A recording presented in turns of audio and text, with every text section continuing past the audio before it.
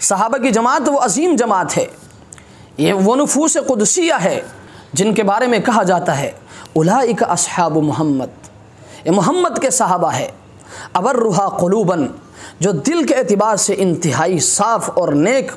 واعمقھا علماً، علم جن کا مضبوط، واقلھا تکلفاً، تکلف سے بالکل پاک، قوم، صحابہ کی جماعت ایک ایسی جماعت ہے